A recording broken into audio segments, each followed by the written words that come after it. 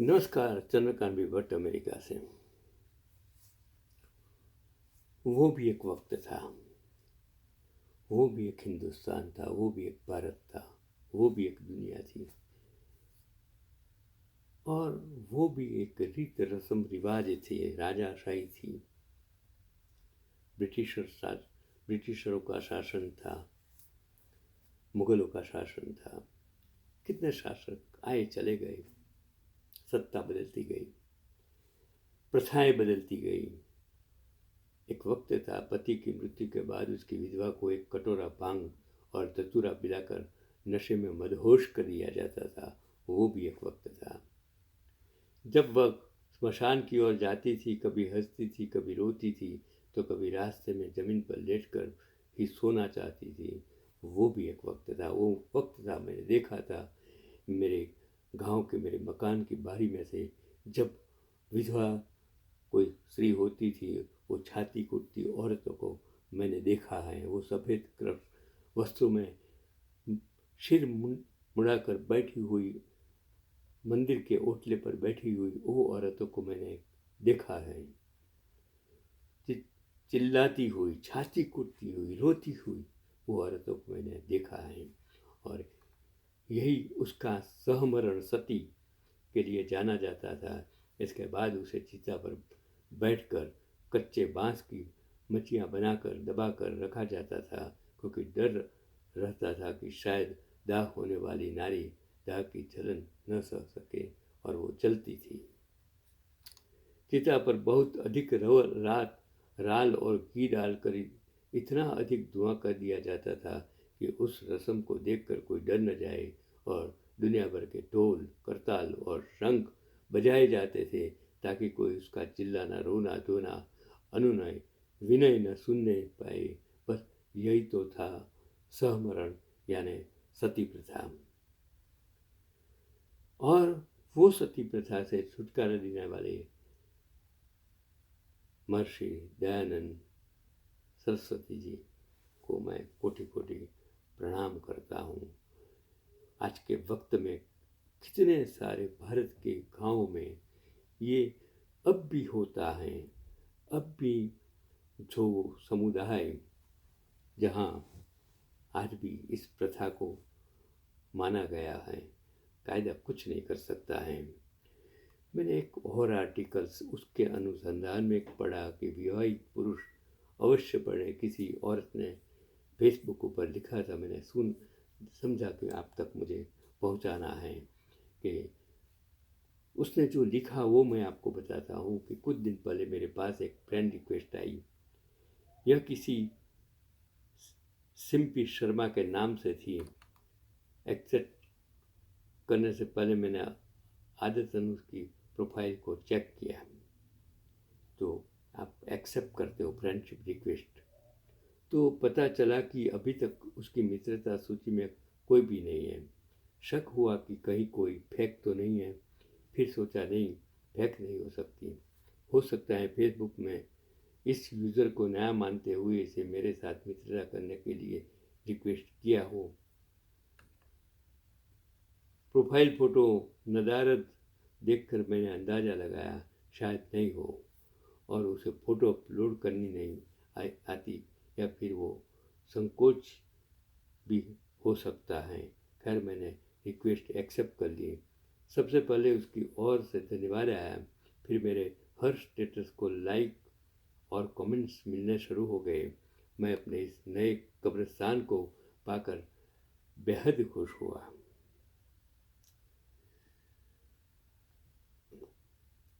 तो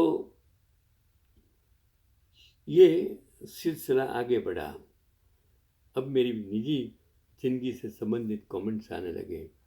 मेरी पसंद नापसंद को पूछा जाने लगा। अब तो कुछ रोमांटिक सी शायरी भी पोस्ट करने लगी थी। एक दिन मोहतरमा ने पूछा, क्या पूछा, क्या आप अपनी बीवी से प्यार करते हैं? मैंने झट से कह दिया हाँ। वो चुप हो गई। अगले दिन उसने पूछा, क्या आपकी मैडम सुंदर हैं?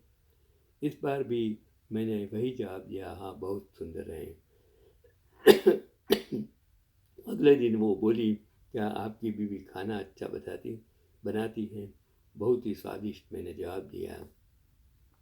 फिर कुछ दिन तक तो वो नज़र नहीं आई। अचानक कल सुबह उसने मैसेज बॉक्स में लिखा, मैं आपके शहर में आई हूँ, क्या आप मुझसे मिलना चाहेंगे? मैंने कहा ज़रूर।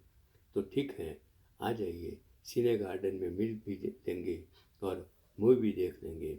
मैंने कहा नहीं मैडम, आप आ जाइए मेरे घर पर, मेरे बीवी बच्चे आपसे मिलकर खुश होंगे। मेरी बीवी के हाथ का खाना भी खाकर देखिएगा। बोली नहीं, मैं आपकी मैडम के सामने नहीं आऊँगी, आपने आना है तो आ जाओ। मैंने उसे अपने वहाँ बुलाने की काफ़ी कोशिश की, मगर वो नहीं मानी।